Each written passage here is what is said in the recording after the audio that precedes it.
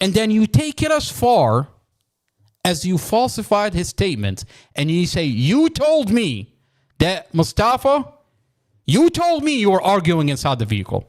Now, we're going to continue listening to the audio. Let's go into this body cam and hear what the off-duty paramedic is talking about and the condition of Mustafa. Started assessing the gentleman. And did he say anything? He didn't say anything. Didn't know what was happening. Thought Obama was still the president. Thought it was 2022. So he's a little incoherent. You work for us? I do not. Okay. Who do you work for? Marine Corps Embassy Security Group. Okay. So I'm a Navy corpsman down there. Awesome. Well, thank you very much. Yep. And we have your info? I think so. The officer right there got me. This is Mustafa in the ambulance.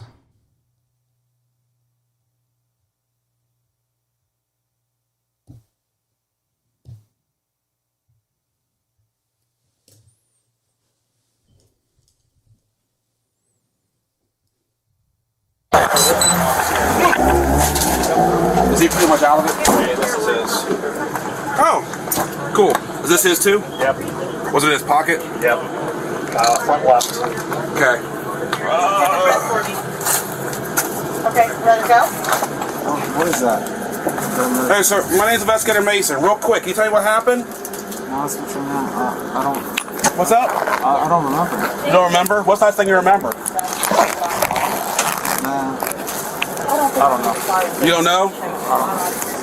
Okay. I'm just really confused as like what's going on. What's that? What's going on? What's going on? You don't remember what's going on? Starting the 90 right No. now. Do you know where you were going? Right now? Well, a minute ago in the car. I mean, he probably... I got into a car accident, I think. Yeah. Where are you coming from? Yeah. I don't remember at the moment. To be honest. I'm going to borrow this You don't arm. You remember? okay? I'm going to borrow this arm. We're going to start an IV on you. At the moment, I don't recall what's happening right now. I'm really like confused. Okay. What's going on? Do you remember taking any drugs or anything today? Huh? No? Okay. Did y'all find a license on him or anything? Yes, it's with the unit outside. If you find the captain of Mustafa, can you please... Okay. So when Chad Mason first enters the ambulance, what does he say? Is he pretty much out of it? Mustafa's out of it. Mustafa's disoriented. Mustafa's confused. He doesn't even know where he's at, what happened, what is going on. Listen to what Chad Mason says. Is he pretty much out of it? Yeah, this is his. Oh. Is he pretty much out of it? This is Mustafa. Is he pretty much out of it? There's another body cam where Mustafa lays in a coma in front of his vehicle.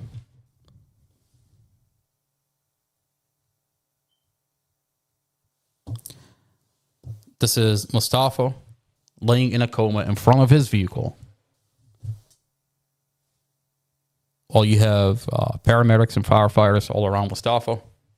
Mustafa is in and out of consciousness. Mustafa finally gets helicoptered to the hospital. He wakes up from a coma.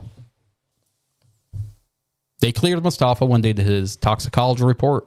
We took Mustafa home. We're taking care of him. And then you have investigator Drum calls Mustafa. Now, anybody that is in Mustafa's shoes,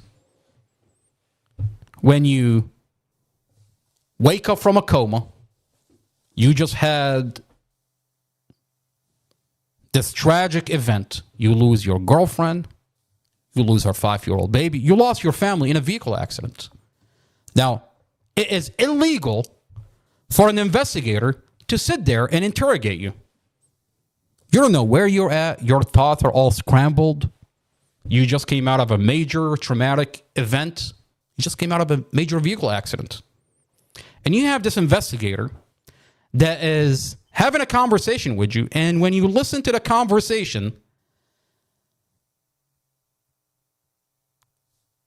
what you want to pay attention for, listen to the tone of the investigator and how he's no longer asking Mustafa. He's telling Mustafa that you were arguing inside this vehicle.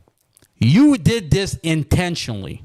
Mustafa just came out of this vehicle accident. I mean, he's still trying to put himself together. And you have this investigator breathing down his neck, telling him you did this on purpose. The dash camera shows us that you did this on purpose, when in fact, the dash camera show there is no argument inside the vehicle. Mustafa did everything he can to avoid a vehicle accident, and then go as far as falsify Mustafa's statement.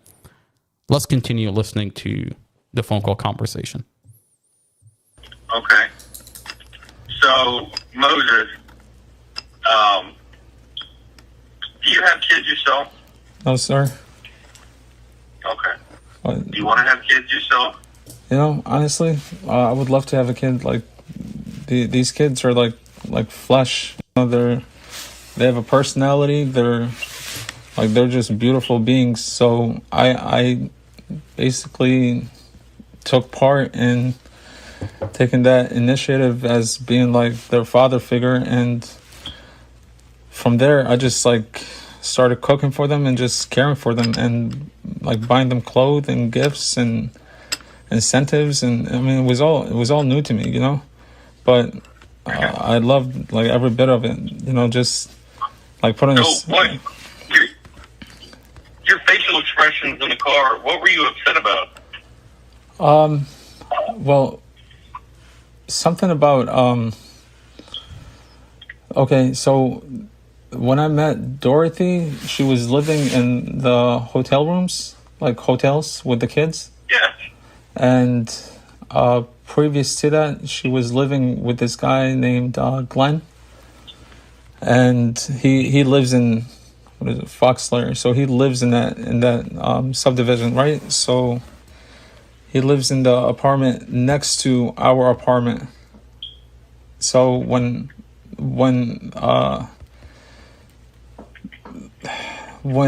Dorothy moved into that apartment, we were supposed to the up the hill location, but I didn't know anything about this, by the way. Like I didn't know anything, so I don't know anything about. All I know is that there's an ex-boyfriend named Glenn.